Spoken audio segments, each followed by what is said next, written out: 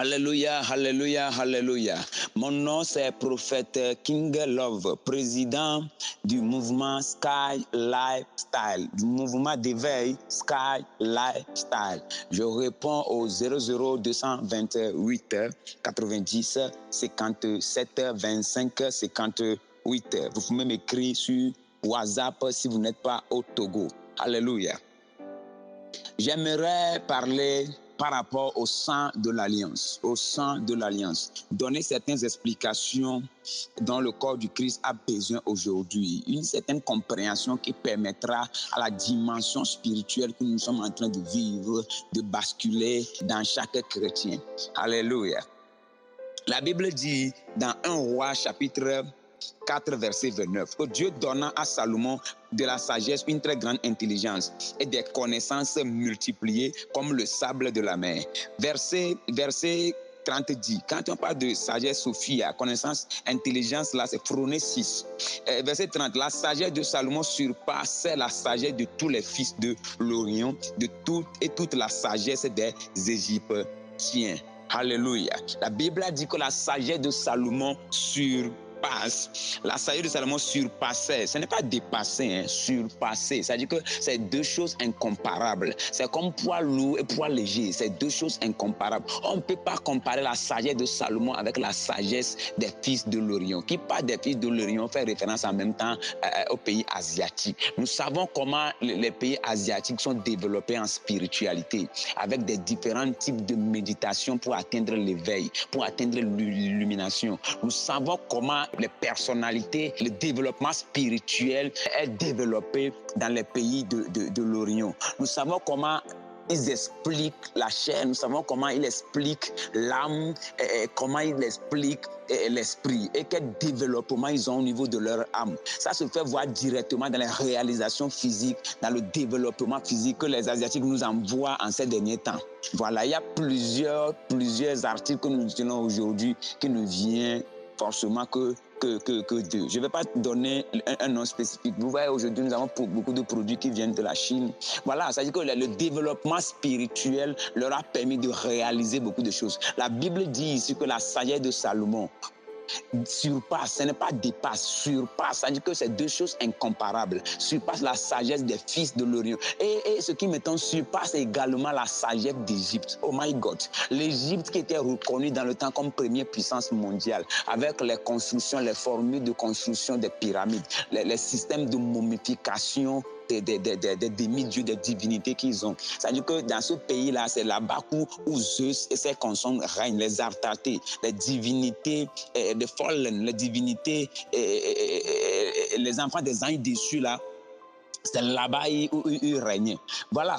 Mais la Bible dit que Salomon a une sagesse qui dépasse leur sagesse. Maintenant, Jésus dit qu'il y a ici plus que Salomon.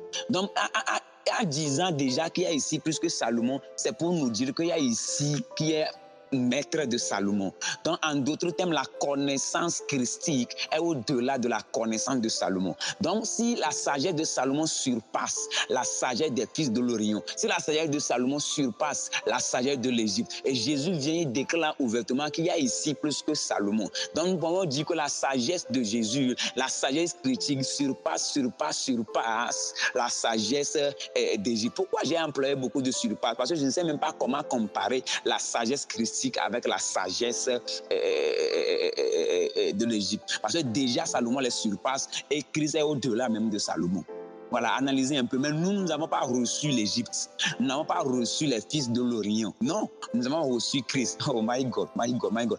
En d'autres termes, un chrétien né de nouveau est censé être professeur des constructeurs de pyramides d'Égypte. Un chrétien né de nouveau est censé être maître des maîtres de tous les loges de l'Orient. Un chrétien né de nouveau est censé contrôler la science égyptienne.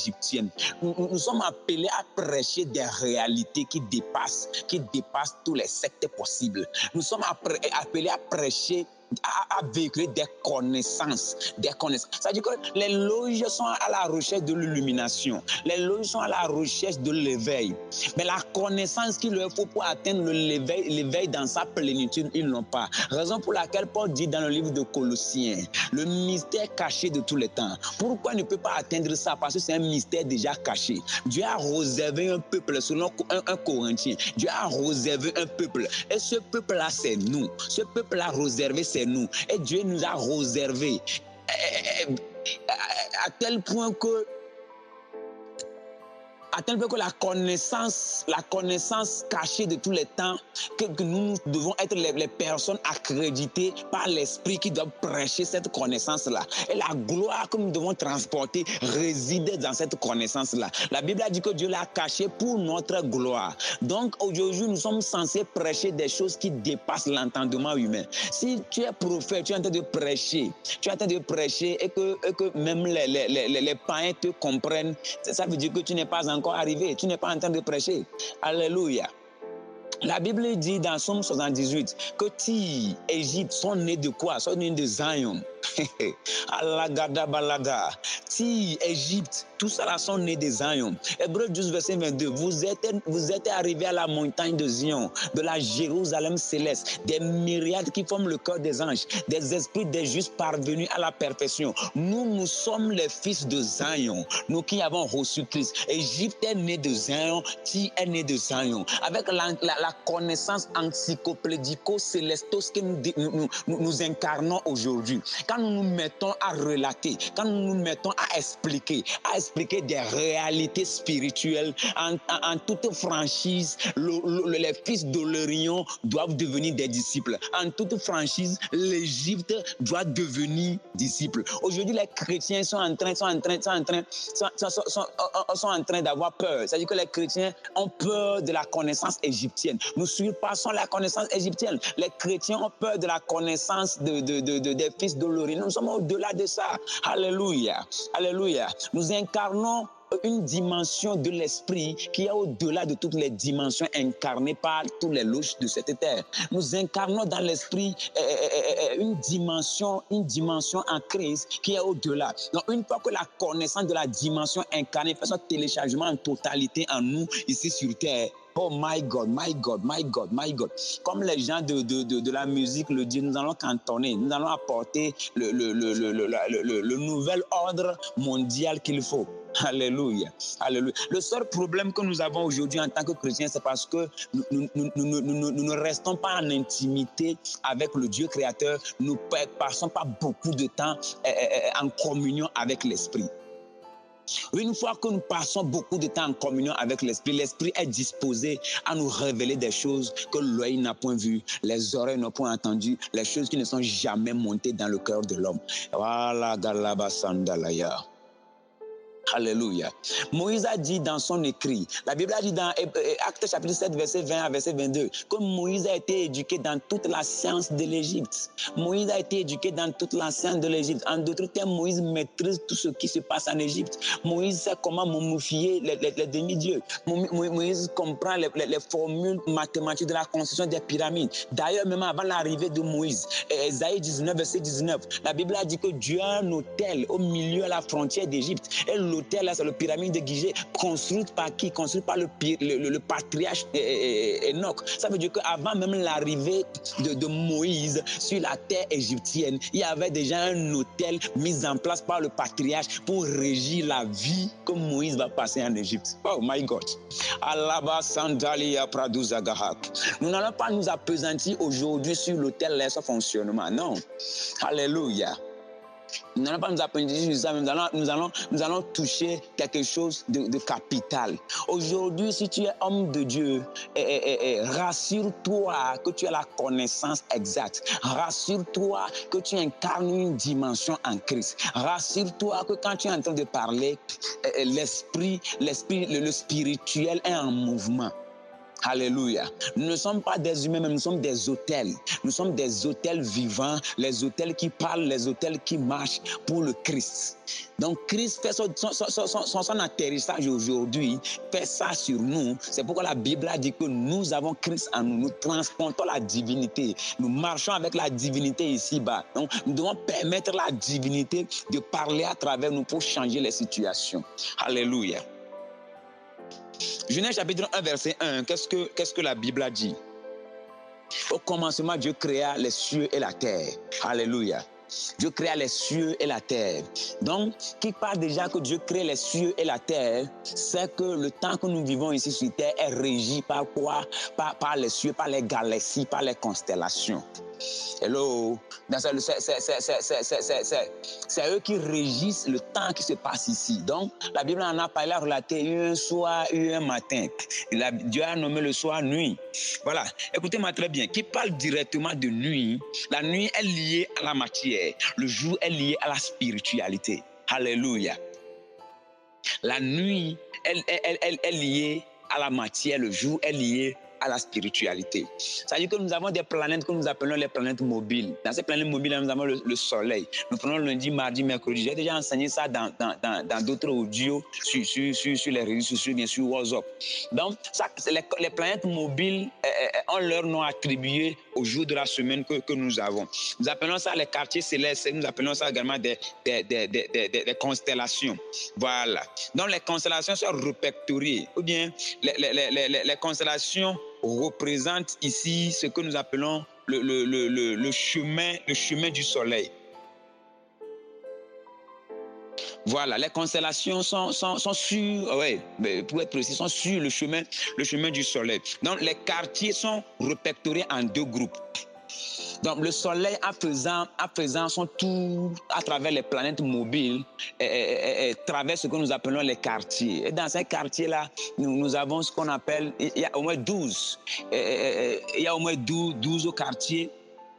12 quartiers que le soleil traverse. Et ces quartiers sont répertoriés en deux groupes. Nous avons ce que nous appelons le groupe de 7 et nous appelons le groupe de 5. Le groupe de 7 sont les 7 mois où le jour est plus long que la nuit. Le deuxième groupe de 5 sont les 5 mois où la nuit est plus longue que le jour. Je donne un exemple. Par exemple, la Bible dit que les Israélites vont à Cana. Quand nous prenons Cana, Cana a pour valeur numérique 55. Cana a la même valeur numérique que le soleil et le chemin. Alléluia.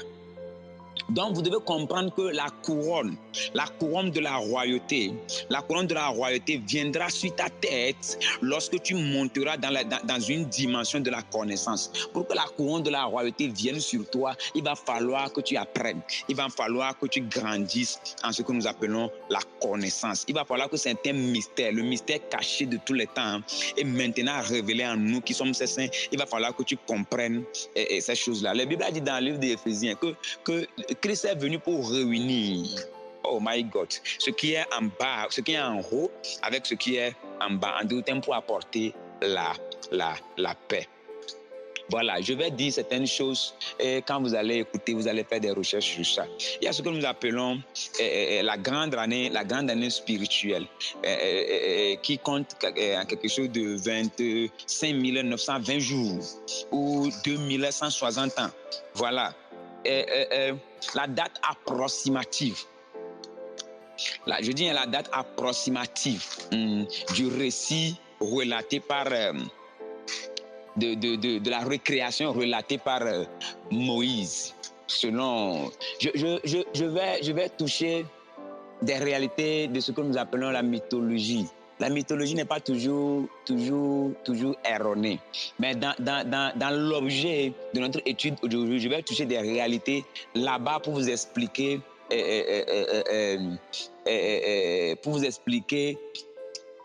pour vous donner certaines connaissances sur le plan christique. Voilà, c'est un peu ça. J'aimerais toucher un peu la date approximative de la création, de la recréation, de la narration que le patriarche Moïse a fait. Ils ont parlé en quelque chose de moins 3560. Ok. Donc, comprends très bien que tu ne peux avoir l'explosion sur terre seulement si tu connais les cieux. Donc, celui qui ne connaît pas les cieux ne peut pas avoir l'explosion ici sur terre. Voilà. Donc, qui parle du joug du royaume des cieux, parle également de ce que nous appelons les constellations.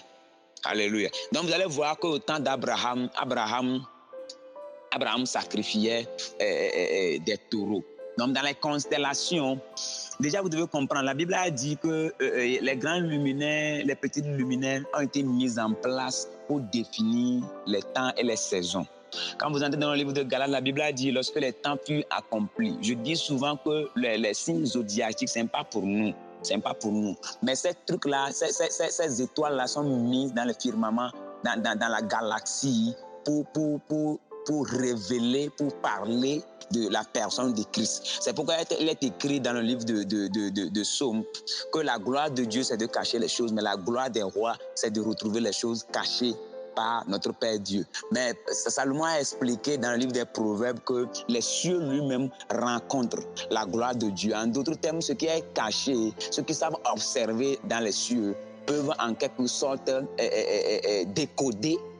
Voilà, décoder ce qui est caché. Alléluia. Nous avons la Bible ici, physiquement, nous sommes en train de lire la Bible. Mais qu'est-ce qui est dit? L'apôtre Paul a dit que la lettre tue, mais l'esprit vivifie. La première dimension, c'est la dimension de la lettre. C'est ce que beaucoup de pasteurs s'attachent à la lettre et ils expliquent la lettre aux disciples. Ce n'est pas les fidèles, parce que le disciple, ce n'est pas les disciples, les fidèles. Le disciple ne peut pas être disciple et contrôlé avec la lettre. Donc, quand tu quittes la dimension de la lettre, tu vas entrer dans la dimension des principes. D'abord, quand tu entres dans la dimension des principes, tu comprendras que les cieux même, il y a des principes qui gouvernent déjà les cieux. Jésus a dit quelque part que ta volonté soit faite sur la terre comme dans le ciel. Donc, pour que la volonté de Dieu soit faite exactement ici comme là-bas, il va falloir d'abord que nous comprenions comment les principes et les lois qui régissent d'abord le spirituel. Alléluia. Donc, une fois que nous alignons le physique ici avec les mêmes principes, le miracle va se produire très, très rapidement. Donc, quand nous ne comprenons pas d'abord les cieux, c'est difficile d'aligner nos quotidiens ici sur la terre par rapport à la dimension des cieux. Alléluia. Donc Moïse doit prendre le sang de l'agneau pour faire sortir le peuple d'Égypte. Alléluia. Ça c'est l'entrée dans la première alliance. Je suis entré dans le livre des autres. J'aimerais expliquer quelque chose qui parle de bélier, parle de agneau. Donc la sortie d'Égypte correspond au changement d'air. Oh my God. La sortie d'Égypte correspond au changement d'air. Qu'est-ce que j'aimerais expliquer ici? C'est-à-dire que Abraham est arrivé vers la fin de l'ère des taureaux. Hello? Raison pour laquelle Dieu lui a montré dans les buissons un bélier. Un bélier bloqué par les cornes. Juste pour lui dire que après son ère, il y aura entré dans ce que nous appelons l'ère de bélier. Alléluia. Alléluia. Donc, vous allez comprendre aussi que c'est pourquoi les portes et les linteaux sont marqués par le sang de l'agneau. Alléluia. Donc, l'ère de taureau a duré quelque chose de 3000 ans. L'ère de taureau a duré quelque chose de 3000 ans, raison pour laquelle il y a eu 3000 morts au temps du veau d'or, à la descente de Moïse en même temps de Mont Sinaï. Le peuple a érigé. Bon, vous connaissez l'histoire. Le Dieu que je vais faire un peu long, donc je vais essayer de couper ça.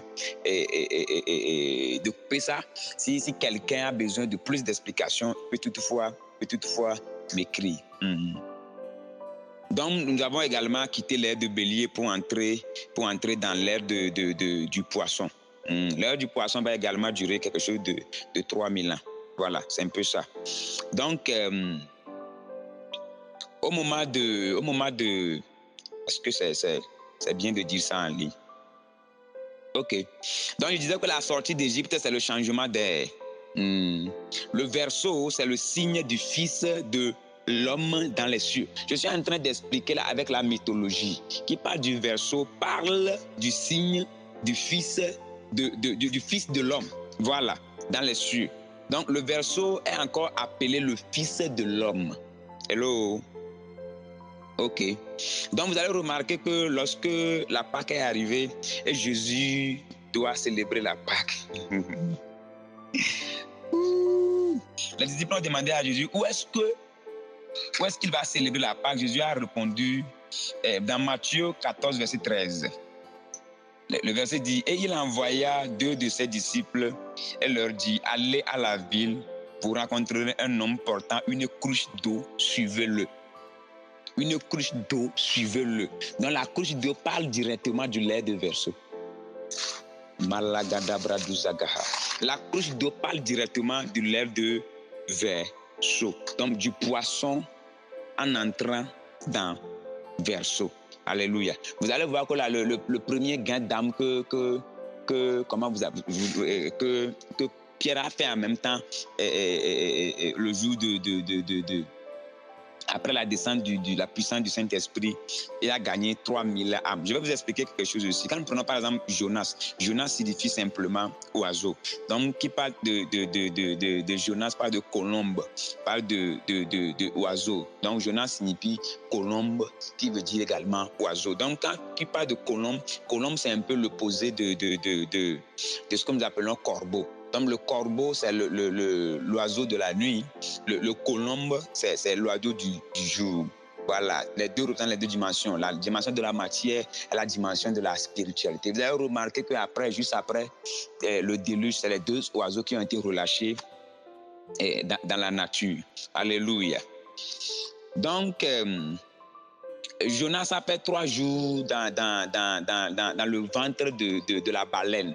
Donc Pierre a expliqué qu'une journée symbolise juste 1000 ans devant Dieu. En d'autres termes, la Bible est en train de nous expliquer également là-bas les 3000 ans de l'ère du poisson avant l'entrée dans la nouvelle ère. Alléluia. Donc, chaque ère apporte un certain niveau de connaissance. Chaque ère apporte un certain degré de sagesse. Alléluia. En même temps, quand vous lisez dans la Bible, le prophète Agabus disait que la ceinture, celui à qui appartient cette ceinture-là sera bastonné, sera frappé. Je ne vais pas m'appesantir sur l'histoire, mais j'aimerais vous expliquer quelque chose. Quand vous entrez, la Torah sur le parchemin est attachée par une corde. Je vais dire une corde pour que vous compreniez. La corde là est appelée la ceinture de vérité. Donc pour pouvoir voir la vérité dans le parchemin, il est impératif que tu dénoues cette corde-là. Donc, qui parle de ceinture, parle d'une certaine genre de connaissance. Donc, Paul est en train d'aller avec une connaissance qui va défier la connaissance, la civilisation qui est déjà dans le pays. Donc, quand il vient avec une nouvelle civilisation, il sera forcément attaqué. Quand vous voyez dans le livre de l'Acte, vous allez voir que Paul a été même arrêté par les stoïciens et les épicuriens, qui parlent comment les philosophes stoïciens et épicuriens viendront arrêter un prédicateur de la bonne nouvelle. Donc vous devez déjà comprendre que ce qu'il est en train de dire n'a rien à faire avec Jésus t'aime, Jésus t'aime, Jésus t'aime. Non, il est en train d'expliquer avec précision les questions que la philosophie définit comme questions métaphysiques, ou bien des questions qu'il met dans ce que nous appelons la physique quantique. C'est-à-dire qu'il ne peut pas expliquer la spiritualité, donc mettre ça dans une physique que même ils appellent la physique quantique. Paul est venu leur expliquer ça. La Bible a dit qu'ils l'ont amené à l'aéropage, le même aéropage où ils ont tué Socrate, qui a dit tout ce que je sais, c'est que je ne sais rien, qui fait l'objet aujourd'hui des cours que nous avons et nous faisons souvent en terminale. Alléluia. C'est pour vous dire qu'il y a plus que ça. Il y a plus que ça. Donc, un né de nouveau, normalement, qui vient à l'église, qui est enseigné, ne peut pas aller à l'école et rater la philosophie. C'est la moindre des choses. C'est la moindre des choses. C'est la moindre des choses. C'est pourquoi David a dit quelque part que je suis plus instruit que mes maîtres. Alléluia. Donc, Matthieu 14, 13 a dit, il envoya 2 de ses disciples et leur dit, allez à la ville, vous rencontrerez un homme portant une cruche d'eau, suivez-le. Vous rencontrerez un homme portant une cruche d'eau, suivez-le. Alléluia. Parlant de là où il va célébrer la Pâque. Qu'est-ce que je vais expliquer ici? Vous allez voir que Jésus s'est déshabillé après la Sainte Seine. C'est le symbole de l'ère du verseau. Et une fois qu'il s'est déshabillé, qu'est-ce qu'il a fait? Il a pris de l'eau. Il a pris une laine qu'il a nouée au niveau de la taille. Et il a pris de l'eau et il a commencé par laver les pieds des disciples. Alléluia. Alléluia. Alléluia. Donc, Mardochée, par exemple, dans l'histoire de la Bible, représente ce que nous appelons le bélier et Aman représente ce que nous appelons le poisson. Vous allez voir que le livre d'Esther commence en même temps par une fête. C'est une fête qui débute le livre de l'Esther.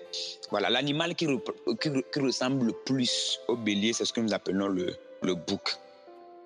J'aimerais expliquer quelque chose ici.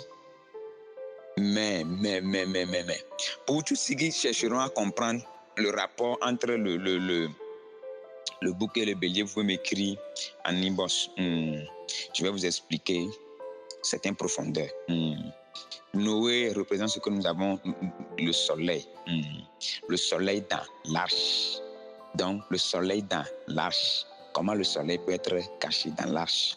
Alléluia. Alléluia. Vous jetez un coup d'œil, vous allez lire Genèse 37, verset 31 à 32. Voilà.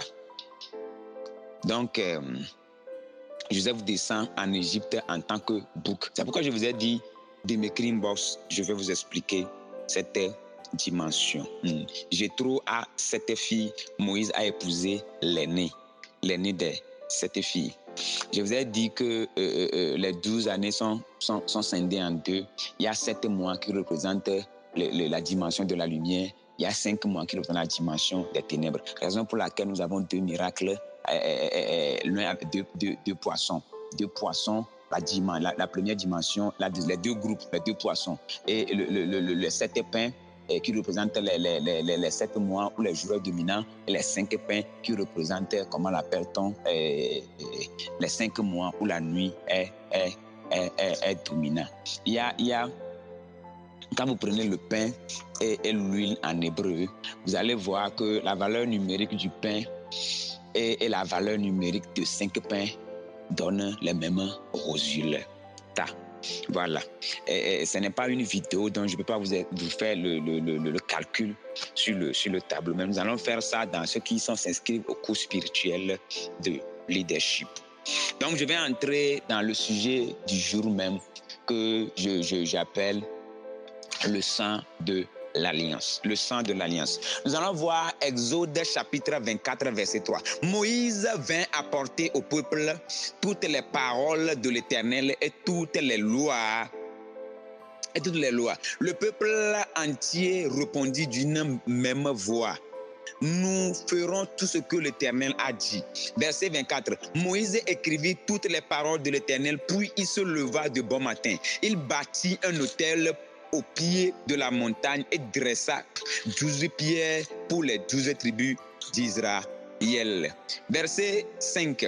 Il envoya des jeunes hommes, enfants d'Israël, pour offrir à l'Éternel des holocaustes et immola des taureaux en sacrifice d'action de grâce. Immola des taureaux en sacrifice d'action de grâce. Immola des taureaux en sacrifice d'action de grâce. Lévitique 16, verset 14. Il prendra du sang du taureau et il fera l'aspersion avec son sang, son doigt sur le devant du propitiatoire vers l'Orient. Il faisait avec son doigt, cette fois l'aspersion du sang devant le propitiatoire. Ok. L'agneau apparaît dans la fête juive à Pâques. Hello. L'agneau apparaît dans la fête juive à Pâques. Il est dit que Jésus est l'agneau de Dieu. Donc, une fois qu'on dit que Jésus est l'agneau de Dieu, on est en train de faire référence à la Pâques, le sacrifice de Pâques, ou bien la sortie d'Égypte. Hello. L'animal qu'on égorge symbolise quelqu'un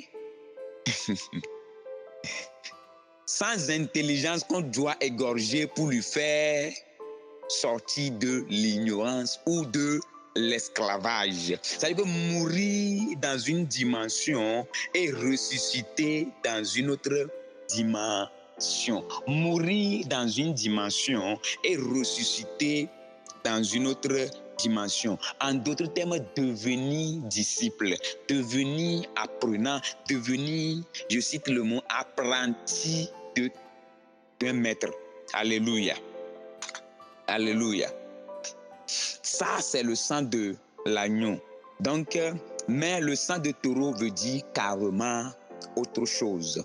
Donc, souvent, on dit tuer l'agneau dans la personne. Ça veut dire que tuer l'agneau dans quelqu'un. Quelqu'un qui doit hériter à la royauté ne peut pas hériter à la royauté en tant qu'agneau. Donc, on doit d'abord tuer l'agneau dans la personne pour que le lion qui sommeille en lui soit actif.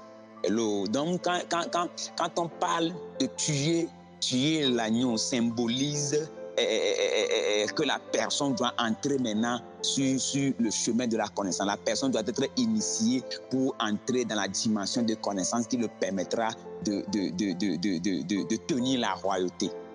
Alléluia. Raison pour laquelle vous allez voir que lorsque Élie a croisé Élisée, la Bible a dit avec 12 paires de bœufs, qui signifie 24. 24, c'est le livre total de la Tanakh, parlant de, comment l'appelle-t-on, parlant de la Torah, parlant du Nevim et parlant du Ketuvim. Quand nous prenons déjà la Torah, les 5 livres de Moïse, ça commence par ce que nous appelons Bereshit. Bereshit, c'est 5 lettres. Et ça se termine dans Deutéronome avec Bereshit, c'est 7 lettres. Ça se termine dans Deutéronome avec 12 lettres. Voilà. Mais le livre même, c'est 5 livres. Ça vous remonte en même temps aux deux grands groupes de séparation. Les 7 mois où le jour est plus long que la nuit et les 5 mois où la nuit est plus longue que le jour. Donc ici, la Bible a parlé du sang de taureau. Donc, qui parle de taureau, parle de la force, parle de l'énergie. Donc, le taureau symbolise la force, le taureau symbolise l'énergie, le taureau symbolise la fécondité, le taureau symbolise la prospérité. Voilà. Ok. Pour vous aider à comprendre ça en profondeur, je vais parler un peu des fêtes juives. Voilà. Donc, il y a ce que nous appelons le jour des expiations. Le jour des expiations, c'est le jour où le souverain sacrificateur vient faire le sacrifice pour apporter un an de pardon des péchés au peuple d'Israël. Mais souvent, ça se fait le 7e mois. Le 7e mois en Israël, commence à peu près ce que nous appelons le jour de l'expiation, ou plutôt le jour du grand pardon. Voilà. Donc, il y a ce que nous appelons le grand prêtre, le souverain sacrificateur. En hébreu, on dit le Kohen Gadol. D'autres disent le Kohen Nigadol. Voilà. Donc, cette fête, la fête de l'expiation est appelée Yom Kippour. Vous pouvez simplifier simplement Kippour. Donc, la fête de Kippour. Donc, selon le cycle divin, le 7e mois était le grand mois, et c'est dans ce mois où il y a ce que nous appelons 3 fêtes. 3 fêtes. La première fête, c'est la fête des trompettes. Premier jour du 7e mois. La fête des trompettes, ou encore jour du jugement. La fête des trompettes, je vais aller posément. La fête des trompettes, ou encore jour du jugement. C'est le jour où résonne la trompette dans tout le pays. Le jour où résonne la trompette dans tout le pays. C'est-à-dire que Dieu doit juger le peuple par rapport à ce qu'il a fait l'année qui vient de s'écouler. C'est-à-dire qu'il doit apporter une nouvelle connaissance une nouvelle connaissance qui doit les aider à se rendre compte de l'erreur qu'ils ont fait l'année qui vient de s'écrouler. Alléluia. Donc, entre mi-avril, qui est équivalent à la sortie de l'Égypte, souvent nous appelons ça le Nissan. Donc, le 7e mois, entre de Nissan, la sortie d'Égypte de Nissan, c'est entre le mi-mars, mi-avril. Donc, le 7e mois entre dans ce que nous appelons septembre, octobre. Voilà. C'est un peu le jour de l'an juif. Voilà. Ok. Donc, je disais que la fête des trompettes, c'est le jour où Dieu juge par rapport aux paroles que tout le monde a prononcées, les paroles vraies prononcées. La trompette, c'est la parole prophétique, la nouvelle dimension dans laquelle l'Israël doit entrer. Hello, la trompette, c'est la parole prophétique. Donc, un jugement de Dieu, c'est une parole prononcée par Dieu tel que tu n'en avais jamais entendu. Donc, il parle de jugement de Dieu, parle d'une nouvelle dimension de connaissance, d'une parole prophétique, d'une révélation que tu n'as jamais attendu. Donc, c'est le jour où tu réalises que l'année dernière, tu avais mal parlé. Voilà, tu fais beaucoup de fautes dans ta manière d'exprimer Dieu. Donc, l'évangile, nous exprimons Dieu à travers l'évangile. Donc, les coups de trompette, la parole prophétique, quand ça commence par sortir, c'est là que tu te rends compte que tu as fait beaucoup d'erreurs dans ta manière d'exprimer Dieu. Donc, nous disons des choses qui n'ont rien à faire avec l'évangile. C'est le jour où Dieu vient juger les sentiments, vient faire le tri, c'est le jour de choix. Donc c'est le jour là, tu vas prendre une décision, continuer avec Dieu ou t'arrêter. C'est un jour tout court, un jour terrible. Alléluia. Donc les coups de trompette qui résonnent sont au nombre de 100. Souvent on parle de 100 coups de trompette. Donc, c'est avec ces 100 coups-là de trompette que tout le monde réalise qu'il a fauté. Donc, avec Abraham, Dieu est passé dans une fournaise. Qu'est-ce que je vais vous dire ici? C'est-à-dire que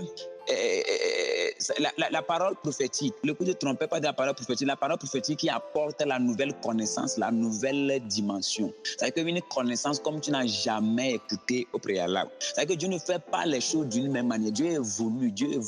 C'est-à-dire que Dieu bouge, voilà, Dieu bouge. Hello, Dieu bouge. La connaissance, le mystère caché de tous les temps. Dieu bouge. Il quitte une dimension pour entrer dans une autre dimension. Les connaissances sont révélées progressivement. Nous allons voir que avec Abraham, Dieu a passé dans une fournaise au milieu des animaux. Avec David, c'est dans un buisson de feu. Hello. Moïse peut dire que ce n'est pas vraiment Dieu, que ce n'est pas comme ça que les choses se passent. Non. Mais quand nous voyons avec Moïse, le feu même est tombé carrément du ciel. Sur le mont Sinaï, c'est toute la montagne même qui était en feu. Donc c'est un peu ça. Quand tu grandis, Dieu enlèvera le voile pour que tu comprennes. C'est-à-dire qu'il y a des réalités aujourd'hui, quand nous allons commencer par les expliquer, nous allons commencer par donner certaines connaissances. Ceux qui sont bébés ne peuvent pas comprendre. Donc le message là que je suis en train de donner aujourd'hui, je ne donne pas le message là au bébé. Non. Ce n'est pas un message du bébé. Donc c'est un message qui vient bouleverser le côté élémentaire qui est en toi. Donc quand tu écoutes cet audio-là, ça veut dire qu'il est l'heure pour que tu bascules, pour que tu quittes la dimension enfant pour entrer dans la dimension de fils. Je suis venu basculer le côté élémentaire, le côté élémentaire, le côté bébé, le côté cours primaire, le côté collège, le côté lycée. Je suis venu pour balayer ça en toi, pour t'introduire à l'université de l'esprit. Donc quand on parle de coup de trompette, on parle de la révélation qui vient pour te peser. Oh my God. Donc après la fête des trompettes, il y a 10 jours qui suivent que les Israélites appellent les 10 jours terribles. 10 jours que nous appelons les jours de retour vers Dieu. Alléluia. 10 jours de retour vers Dieu. C'est les mêmes qui ont demandé à Moïse qui t'a établi juge sur nous. C'est les mêmes qui diront donne-nous du pain à manger. Parce qu'une fois que tu quittes la dimension élémentaire, la dimension du cours primaire, tu entres dans la dimension des fils. Il y a certaines connaissances, quand tu vas commencer par relater, par parler de cette connaissance-là, les mêmes personnes qui t'ont rejeté avant, c'est les mêmes personnes qui sauront que ce dont ils ont besoin maintenant pour sortir entre guillemets de la misère, pour sortir de la pauvreté, pour sortir de l'esclavage, que cette connaissance-là repose sur toi. Et alléluia. Quand nous remontons un peu entre l'ascension de Jésus et la descente de la puissance de l'Esprit, il y a 10 jours. Voilà. Il y a 10 jours. Donc, je peux dire ici que la trompette donne la position de Dieu. C'est-à-dire que là où la dimension de connaissance dans laquelle l'esprit se meut dans un temps donné. Alléluia. Alléluia. La dimension dans laquelle l'esprit se meut dans un temps donné. Nous allons voir quelque chose dans Apocalypse 19, verset 8. Apocalypse 19, verset 8. Ok. Et il lui a été donné de se revêtir d'un fin lin éclatant, pur. Car le fin lin, ce sont les œuvres justes des saints. Écoutez, la semence témoigne la parole que tu as reçue. La parole, c'est l'épée qui sépare tout. L'épée qui juge les sentiments du cœur. Donc, le succès que tu vas avoir dépend des temps et des circonstances. La Bible a dit que la cause ne dépend pas de notre habileté. Non. Non, non. La richesse que tu vas avoir ne dépend pas de ton habileté. Tout dépend des temps et des circonstances. Il faut chercher d'abord à comprendre le temps dans lequel tu es. C'est-à-dire que quand tu saisis certaines occasions spirituelles, tu sais comment saisir le kairos, faire les choses comme il faut. C'est à partir de ce moment que tu vas connaître ce que nous appelons l'explosion financière. Donc, pour chaque nouvelle révélation dans ta marche spirituelle, il faut au moins 3 ans et demi. Hello? Ça dit que c'est comme ça les Juifs eux-mêmes ils expliquent. Pour qu'une nouvelle dimension soit relâchée dans le spirituel, il faut au moins 3 ans et demi. Donc dans 3 ans et demi, tu es censé apprendre. Étant nouvelle créature, tu es censé apprendre et maîtriser, devenir un maître. Si tu es prophète, il faut être un maître prophète. Alléluia. Si tu es apôtre, il faut être maître dans ce que tu fais. Si tu es pasteur, il faut être un maître dans ce que tu fais. La Bible a dit que c'est pour le perfectionnement des saints. Comment tu peux perfectionner un saint si toi-même tu ne comprends rien? Donc le mot expiation veut dire Kippour. Donc ça a pour racine kafar, qui veut dire couvrir. Donc le jour de l'expiation, c'est le jour de couverture. Hello, le jour de l'expiation, c'est le jour de couverture. Le mot expiation, Kippour, Yom Kippour, qui veut dire racine, qui a pour racine plutôt kafar, qui veut dire couvrir. Hello. Donc, qui parle de la fête d'expiation, parle de la fête de couverture.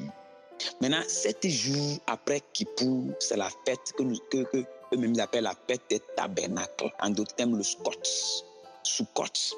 Donc, où le peuple vient dormir dehors pendant combien de jours? Pendant 7 jours. Pour reconnaître que l'abondance vient de qui? L'abondance vient de Dieu. Écoutez très bien.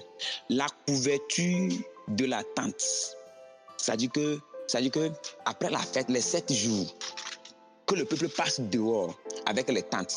La couverture qu'ils utilisent pour faire la tente là s'appelle Léha. Léha a pour valeur numérique 100. Hello. J'ai parlé tout à l'heure que 100 coups de trompette. Et j'ai dit que la trompette, c'est la parole prophétique. Maintenant, après la fête Kippour, il y a le Sukkot, la fête des tabernacles, où le peuple vient rester dehors.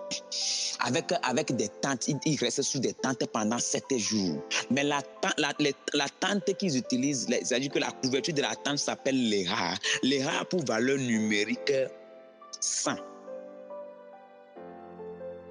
Donc eux-mêmes ils disent couverture ou temps de notre joie. Donc la couverture est formée le jour des expiations, ou bien la couverture est formée à la fête de Kippour. Hello, qui est en train de comprendre ce que je suis en train de dire? Ça dit que la couverture a pour valeur numérique 100. Or que 100 fait référence en même temps aux 100 coups de trompette. En d'autres termes, la couverture symbolise que nous devons nous cacher à l'ombre de la nouvelle révélation. C'est-à-dire que ça veut dire clairement que nous devons nous cacher à l'ombre de la nouvelle dimension, que nous devons nous cacher avec l'évolution scientifique, avec l'évolution du monde. L'apôtre Paul a dit quelque part qu'il est né à l'avorton. C'est-à-dire que avec l'évolution, tu dois te cacher à l'ombre de la nouvelle. C'est-à-dire que chaque année, c'est ce qui se passe chez les Juifs, qui se passe en Israël. Hello. Ça veut dire que chaque année, il y a le Sukkot qui vient, il y a la tente qui est mise en place, il y a les 100 coups de trompette qui sortent. Hello. Les 100 coups, je disais que c'est la parole prophétique. Alléluia. Qui a pour valeur numérique. Non, les 100 coups, c'est la parole prophétique. L'Era, qui veut dire couverture de la tente, là, a pour valeur numérique 100. Et je suis en train de dire que la couverture symbolise que nous devons nous cacher à l'ombre de la nouvelle révélation. C'est-à-dire que pour ne pas être frappé par le soleil après la fête d'expiation, il faut se cacher sous la tente. Mais la fête d'expiation Kippour, avec ses 100 coups de trompette, fait en même temps référence à la couverture qui permet au peuple de faire quoi? De se couvrir dehors pendant 7 jours. Alléluia. Donc le sang en hébreu c'est dam. Le sang en hébreu c'est dam. Donc pour parler du sang de taureau, parlons d'abord du sang de l'agneau. Où Moïse a dit, voici le sang de l'agneau. Voici le sang de l'agneau. Donc le sang en hébreu c'est dam. D-A-M. Lévitique 17 verset 14. Qu'est-ce que ça dit? Car l'âme de toute chair c'est son sang. Car l'âme de toute chair c'est son sang. Hello, le sang de la nouvelle alliance. Car l'âme de toute chair c'est son sang. Âme de toute chair c'est son sang. Mais c'est le sang que le Kohen Negadol prend pour aller verser sur le propitiatoire. Hello. Mais Lévitique nous dit que l'âme, c'est le sang. En d'autres termes, c'est une âme qui va vers comment? Le propitiatoire. Ou bien, en d'autres termes, c'est une âme qui est versée, qui est donnée en libation sur le propitiatoire. Je vais essayer de vous expliquer ça un à un. Donc, n'importe quel sang n'ira pas sur le propitiatoire. Notez très bien, n'importe quel sang n'ira pas sur le propitiatoire. Alliance, ça signifie bérish. Ça signifie également couper, séparer. La Bible dit le sang de l'alliance. L'âme de l'alliance. C'est différent des autres sangs. Le sang apprêté, le sang spécifique qui a servi à l'alliance. Hello. Hello. Alliance signifie bérish, B-E-R-I-Y-T-H, qui signifie couper, bien séparer. La Bible a dit quelque part car la parole de Dieu est puissante, comme une épée quelconque à double tranchant. C'est-à-dire que capable de séparer moelle et jointure, corps et âme. Qui parle en même temps de moelle et jointure fait déjà référence à la dimension de la matière. Qui parle de corps et âme parle directement. C'est-à-dire, suivez le métaphore. C'est-à-dire qu'il y a une métaphore, la métaphore dit moelle et jointure. Hello, la matière. L'autre dimension dit en même temps esprit et âme. L'esprit est invisible, l'âme est invisible. C'est-à-dire que ça apporte une scission, une séparation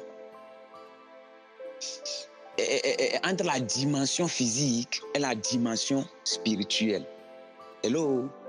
Donc, ça veut dire que l'âme qui doit aller au propitiatoire, c'est une âme qui sait faire la différence, qui est arrivée à maturité, qui comprend, qui peut mettre la différence entre le spirituel ou bien la dimension de la matière et la dimension spirituelle. Hello. Donc, jointure et moelle fait référence à la chair. L'épée, c'est la connaissance qui vient séparer la chair du spirituel. L'épée, c'est la connaissance qui vient séparer le matériel du spirituel.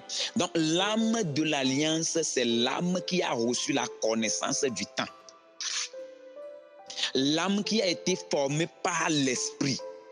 L'âme qui a reçu le jugement. L'âme qui a reçu la connaissance. Qui a la séparation du corps. Oh my God.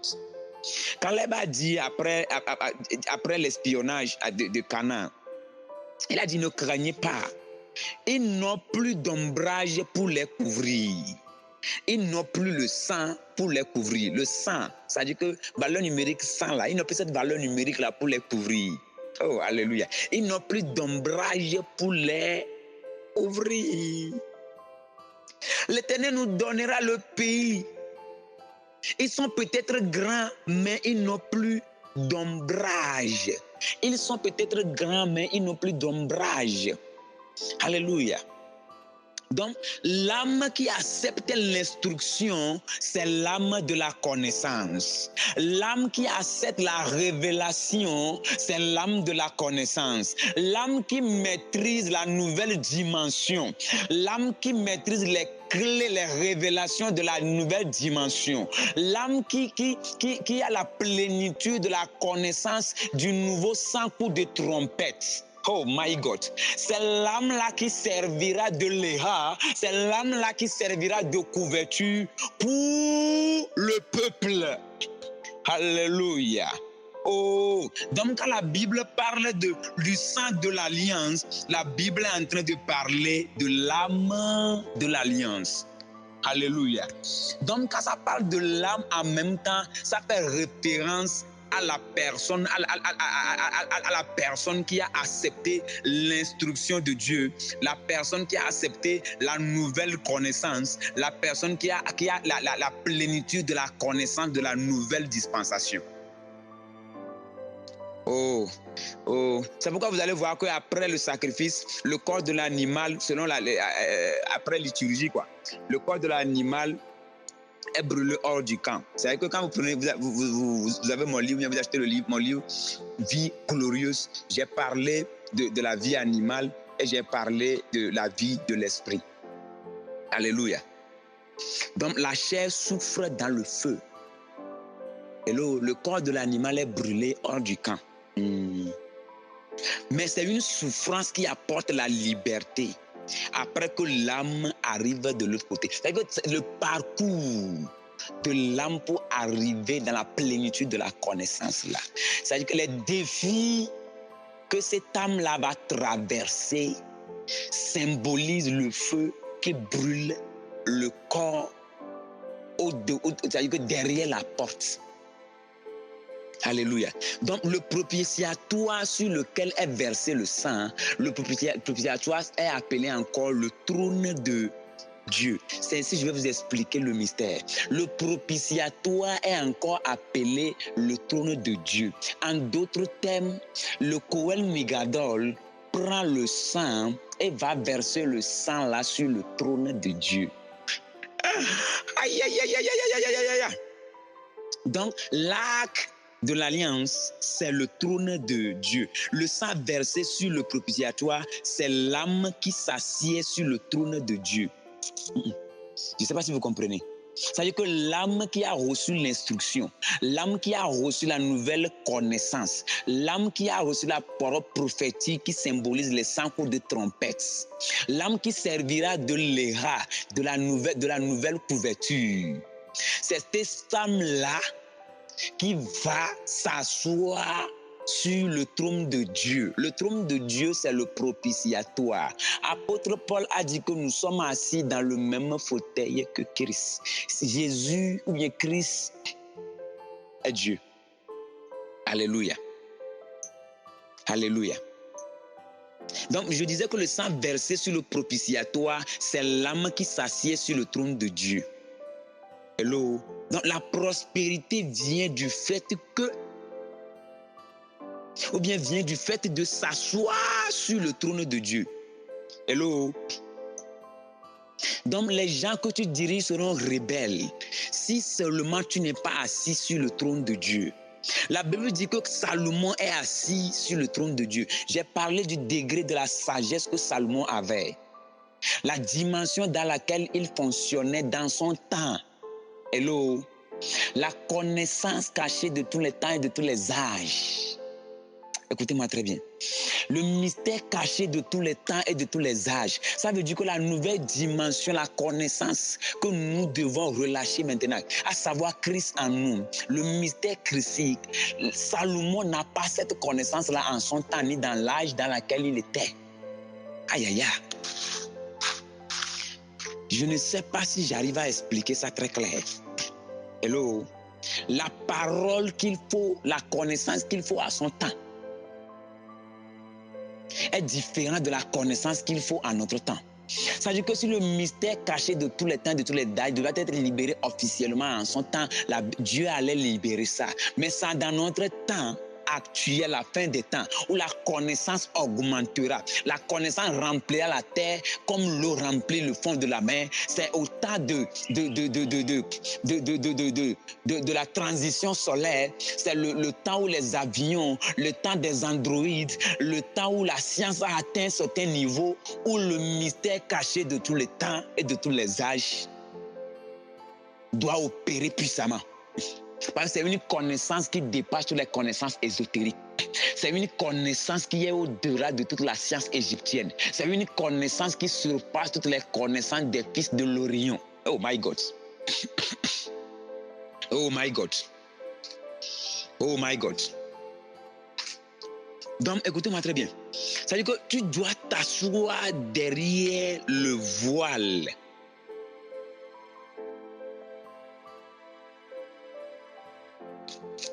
C'est-à-dire que tu dois être la personne de la bouche de laquelle l'épée du jugement sort. C'est-à-dire que la parole de Dieu est une épée à double tranchant. Mais pour que ta parole que tu prononces soit une épée dans ton temps, il faut que la révélation de ton temps, les 100 coups de trompette de ton temps, la parole prophétique révélée, le nouveau livre de ton temps, que tu puisses comprendre, que tu puisses avoir la révélation qu'il faut pour ton temps. Donc une fois que tu as la révélation qu'il faut pour ton temps, tu seras comme Paul qui va à Athènes. Paul qui a été mis à l'aéropage. Parce que les gens de l'aéropage ne sont pas des rigolos. La Bible a dit des épicuriens et des stoïciens. Les philosophes du temps de Paul sont différents des philosophes de notre temps. La philosophie de notre temps a augmenté en connaissance. Oh my God. Donc au temps de Paul, Paul a été représenté à l'aéropage. Paul a représenté les chrétiens face au gnosticisme, face à la science générale, occulte toutes les sciences, face à la philosophie, face à la connaissance du monde. Et Paul a été trouvé vainqueur. Même Socrate n'a pas réussi, il a été décapité. C'est Paul seul qui est allé là-bas, il est sorti vivant. Mais la Bible dit, en notre temps, si on t'amène maintenant à l'aéropage, est-ce que tu as l'habileté, tu as l'épée à double tranchant du temps pour apporter le jugement? Pour faire dévier la balance en ta faveur. Si on prend la connaissance du monde et on dépose ça sur un côté de la balance et on prend la connaissance que tu détiens en Christ sur l'autre côté du balance, est-ce que si tu auras du poids pour faire dévier la balance en ta faveur? C'est ce que je suis en train de dire. Donc l'âme sur laquelle repose la connaissance du temps, c'est l'âme-là qui prononce une parole que nous appelons la parole, l'épée à double tranchante. La parole qui a la capacité d'apporter une opération chirurgicale entre la dimension spirituelle et la dimension temps.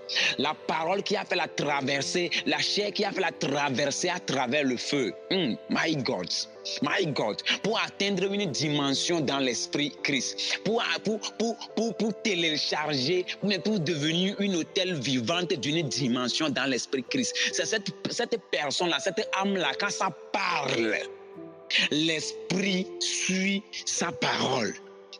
Les brazagada barantolia bradazigabaha.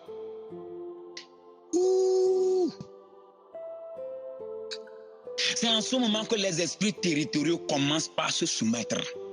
Parce que Socrate est un disciple du dieu Apollon. Supposons que le dieu Apollon est en train de gouverner un territoire. My God. Et tu viens avec une connaissance qui dépasse même la connaissance du dieu Apollon. La Bible a dit dans Exode chapitre 7, verset 1 que Dieu a fait de Moïse Dieu pour Pharaon. En d'autres termes, Moïse est devenu au-delà de la connaissance libérée par Zeus à l'Égypte. La connaissance libérée par Astarté aux magiciens d'Égypte. Moïse a une connaissance qui surpasse leur connaissance. Mais Salomon est arrivé avec une autre connaissance au-delà de toute la connaissance d'Égypte. Nous sommes venus avec la personne qui a dit qu'il y a ici plus que Salomon. Nous sommes arrivés avec sa connaissance pour triompher dans le monde présent. C'est pourquoi il a dit quelque part que Dieu est le même hier, aujourd'hui, éternellement. Ça ne veut pas dire que Dieu marche avec les mêmes connaissances hier, aujourd'hui, éternellement. Non. La manière dont il a fonctionné hier, c'est de cette même manière il fonctionne aujourd'hui. C'est de cette même manière il va fonctionner éternellement. Parce que les cieux sont régis avec les mêmes principes et les principes n'ont pas encore changé. Et c'est le Dieu là que nous avons reçu. Donc si Dieu se modifie aujourd'hui, notre dimension cosmique va secouer, va modifier. Paradagalabrandolo sokapahaya.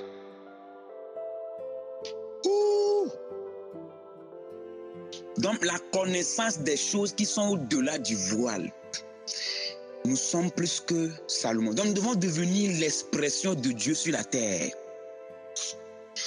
Dans l'armée ou sur un champ de bataille, le drapeau n'est jamais abandonné. Quel que soit comment les tirs, les bombes, les fusées retentissent, le drapeau n'est jamais abandonné. C'est nous qui tenons haut le drapeau de Zion. Nous sommes arrivés à la montagne de Zion, la Jérusalem céleste, les myriades qui forment le cœur des gens.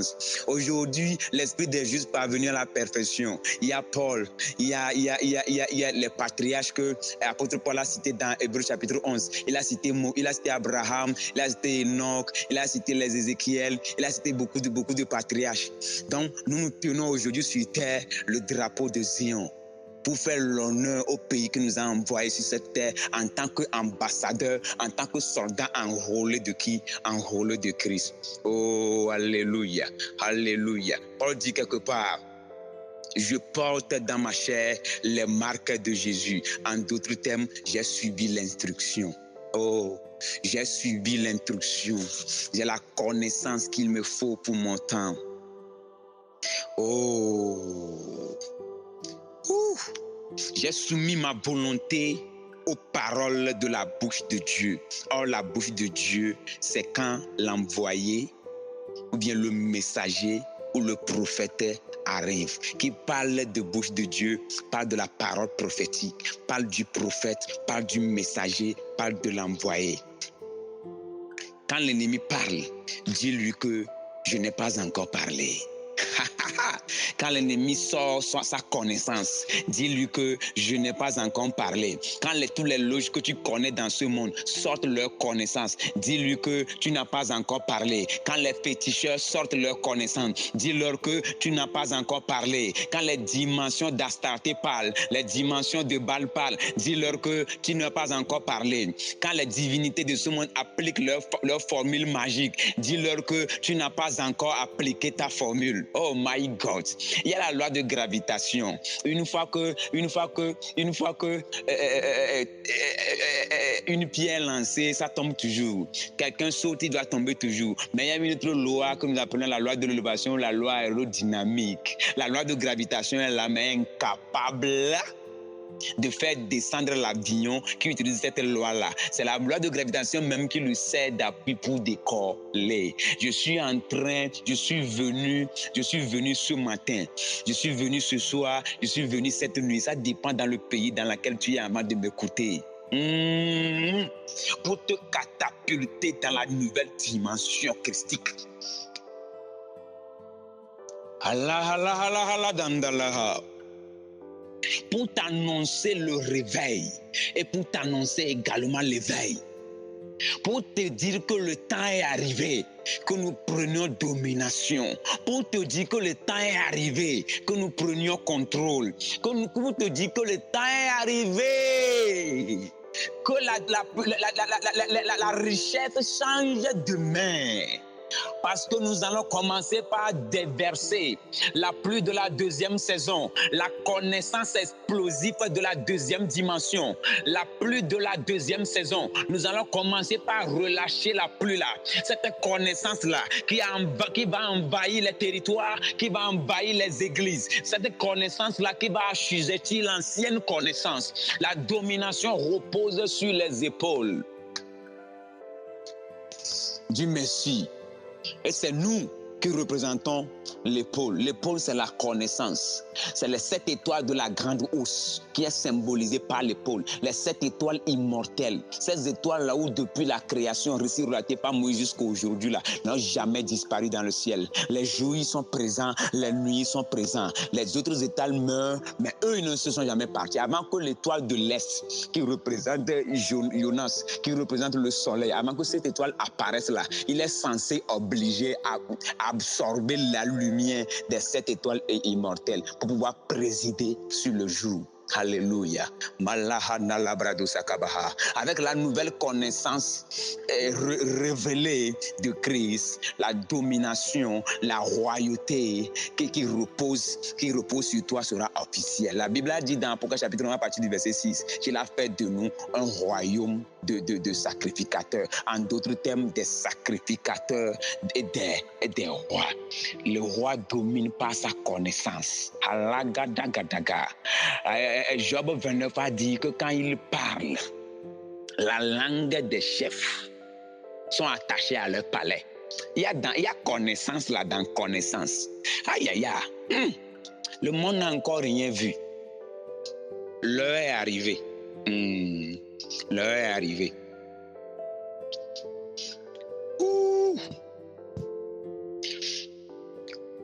Les hommes de Dieu donnent la parole pour que tu puisses déplacer les montagnes.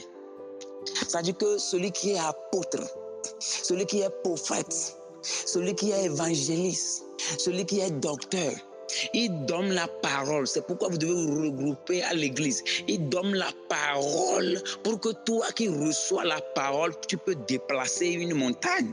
Pour que tu puisses contrôler le monde entrepreneurial. La parole que je suis en train de te donner ce soir, la parole que je suis en train de te donner ce matin, te servira à contrôler dans le domaine dans lequel Dieu t'a mis. Si tu es entrepreneur, deviens entrepreneur avec perfection. Oh, si tu es agronome, deviens un agronome avec exception. Si tu es homme d'affaires, contrôle le monde des hommes d'affaires. Si tu es économiste, contrôle le monde des finances. Je déclare que l'intelligence s'active. La Bible a dit que c'est Dieu qui met l'intelligence dans l'esprit. Cette parole étant orchestrée par l'esprit apporte l'intelligence qu'il te faut dans le lieu que tu es pour pouvoir gouverner, contrôler ce lieu-là. Je déclare qu'à partir d'aujourd'hui, les sorciers sont soumis à la voix de Dieu dans ta bouche. Mandalabaladalaba. Je suis en train de communiquer la foi à quelqu'un. Je suis en train de communiquer la foi à quelqu'un. La Bible dit que la foi vient de ce qu'on entend. Ce qu'on entend vient de la parole de Dieu. Je te communique officiellement la foi aujourd'hui. Qui parle de sang parle également d'être muet. Le sang signifie également être muet. De la sortie d'Égypte jusqu'à la réception de la loi, nous avons 49 jours. La valeur numérique du sang, le 49. Tant que le sang n'a pas été coulé, tu seras toujours muet. Écoute-moi très bien. Tant que le sang n'a pas été coulé, tu seras toujours muet. Ou bien en deux termes, quand que ton sang n'a pas été coulé, tu seras toujours muet. Tant que ton sang n'est pas instruit par l'alliance de Dieu, tu seras toujours muet. Or, le combat que nous avons dans la nouvelle dispensation, c'est le combat de la parole, un combat d'une bouche ouverte, une bouche qui prophétise. C'est pourquoi elle a dit, vers la fin des temps, je déverserai mon esprit sur toute chair. Vos fils et vos filles prophétiseront, parce que nous sommes en fin des temps et nous sommes dans un combat de la parole, un combat de la connaissance, un combat d'incarner une connaissance d'une dimension. Oui, jusqu'à ce que tu télécharges complètement une dimension en crise. Le manteau de cette dimension-là ne se reposera pas officiellement sur toi. Et la puissance de cette dimension-là viendra sur toi du moment où tu obéis aux principes, du moment où tu obéis aux règles de cette dimension-là. Des fois, tu peux te lever le matin, Dieu te dira, à partir d'aujourd'hui, ne fais pas ça. Comprends que c'est l'ordonnance, c'est l'obéissance à ce principe-là qui fait descendre la puissance sur toi. Alléluia. La Bible dit que c'est de l'abondance du cœur que la bouche parle. Or, c'est ta bouche qui mettra en déroute tes ennemis. Parle comme personne n'a jamais parlé auparavant. Parle comme personne n'a jamais parlé auparavant dans ta famille. Parle comme personne n'a jamais parlé auparavant dans ta lignée. Parle comme personne n'a jamais parlé auparavant dans ton entreprise. Alléluia. Alléluia.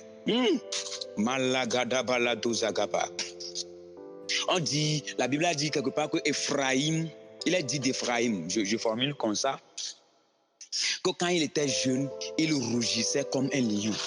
Un lion rougit. Quand le jugement de Dieu se fait, ton âme devient l'âme de l'alliance. Le sang au-delà du voile. Un homme que Dieu amène dans le ciel. Le ciel, c'est le trône de Dieu. J'ai dit que le propitiatoire, c'est le trône de Dieu.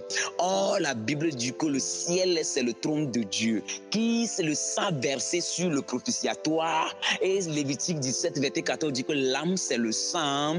Et en d'autres termes, l'âme qui s'assied sur le propitiatoire, c'est l'âme qui s'assied sur le trône de Dieu. Or, le ciel, c'est le trône de Dieu. Donc, s'assied sur le trône de Dieu, c'est s'asseoir dans le ciel.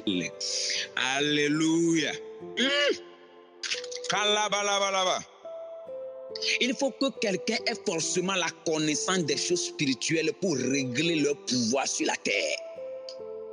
Ça, il le faut. Il faut que quelqu'un comprenne le mécanisme des choses spirituelles pour régulariser leur autorité sur la terre. C'est à partir de ce moment-là que quand tu vas prononcer une parole, le miracle sera effectif. Quelqu'un doit forcément être choisi pour être la couverture pour les autres.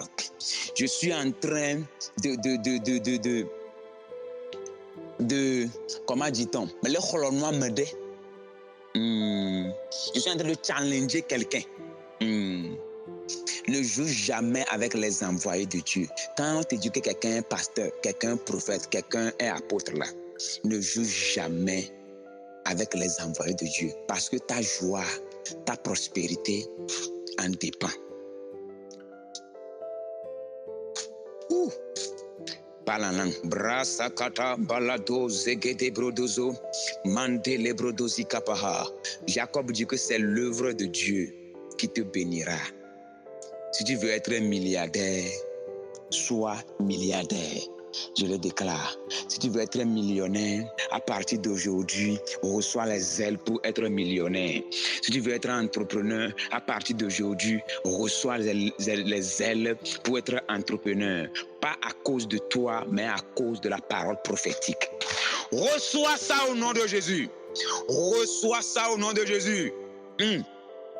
Le jugement et la liberté pour quelqu'un aujourd'hui. Le jugement et la liberté pour quelqu'un aujourd'hui. Je déclare au nom de Yeshua HaMashiach que l'onction de cette nouvelle dimension vienne atterrir sur toi maintenant au nom de Jésus.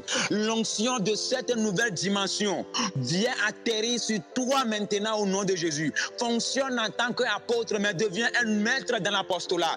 Fonctionne en tant que prophète mais devient maître dans le prophétique. Fonctionne en tant que pasteur, mais devient maître dans le pastorat. Devient un évangéliste comme il n'y a jamais été dans ta lignée. Je déclare que l'Esprit prend son éveil à travers toi. Au nom de Jésus-Christ de Nazareth. Mahalanda labrado zagaha. Merikato bradi zagadoya. L'onction qui écrase les montagnes. L'onction qui remplit les vallées. L'onction qui déracine les arbres. Je commande au nom de Jésus. Et je déclare maintenant que cette onction se repose sur toi au nom de Yeshua HaMashiach. La capacité nécessaire, selon Jean chapitre 1 verset 12 à 13, il a dit, oh, à ceux qui l'ont reçu quoi? Reçoit la parole prophétique. La Bible a dit, elle donne la capacité, elle donne l'autorité, elle donne l'audace de devenir enfant de Dieu. Un enfant de Dieu dans une dispensation, un fils de Dieu aussi dans une dispensation, celui qui a un certain genre de connaissance. Hébreux chapitre 8 verset 19, l'humanité attend avec un ardent désir la révélation des fils de Dieu. Je déclare que tu te réveilles dans ta contrée. Je déclare que tu te révèles en tant que fils de Dieu dans ta génération. Au nom de Jésus-Christ de Nazareth, que le nouveau vent de réveil, que le nouveau vent de réveil s'active en toi maintenant. Lorsque ce message-là touchera ton âme, que le réveil soit activé en toi, que l'éveil soit activé en toi qui est déjà réveillé. Lorsque ce message touchera, entrera en contact avec ton intelligence, que le renouvellement, le basculement intellectuel commence en même temps. Au nom de Jésus-Christ de Nazareth, que les anges, les esprits des justes parvenus à la perfection, qui ont fait des missions, nous sommes les successeurs de ces missions-là, et que leur seule volonté aussi, c'est que le mandat ou bien la mission qu'ils sont en train de faire, et avant que nous ne prenions la succession, que cette mission s'accomplisse. Je demande maintenant au nom de Jésus que ces esprits parvenus à la perfection, ces patriarches, la fête descend sur toi qui m'écoute en ce moment, le manteau dont tu as besoin pour pouvoir apporter l'explosion, pour pouvoir révéler Christ là où Christ t'a appelé. Au nom de Jésus-Christ de Nazareth, je déclare que l'autel de Dieu, Kalambalia Paladou Zagaha, activé par ta consécration, travaille en ta faveur au nom de Jésus-Christ de Nazareth. Que tes ennemis 1000 tombent à ta droite, 10 000 à ta gauche. Rien ne te touchera. La Bible a déclaré que tout temps forgé contre nous sera sans effet. Je déclare que tout temps forgé contre toi, dans ta famille maternelle, dans les faux amis qui t'entourent, je déclare toutes tes âmes là sans effet maintenant au nom de Jésus. La parole prophétique, la parole de l'épée qui sort de ma bouche en ce moment même, les mettre en déroute au nom de Jésus. Que les cornes que tu transportes sur la tête, les cornes de chèvre qui est sur ta tête, les cornes de bouc qui sont sur ta tête, parce que la corne c'est la grâce, la corne c'est l'onction, que cette corne la mette en déroute maintenant tous ceux qui s'élèvent contre ta destinée. Je déclare que tu accomplis fidèlement ce pourquoi Dieu t'a appelé au nom de Jésus-Christ de Nazareth.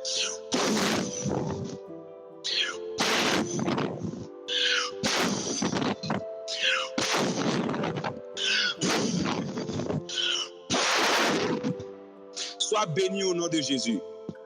Mon nom c'est Prophète King Love. Alléluia. Tu peux me joindre sur le 90 57 25 58.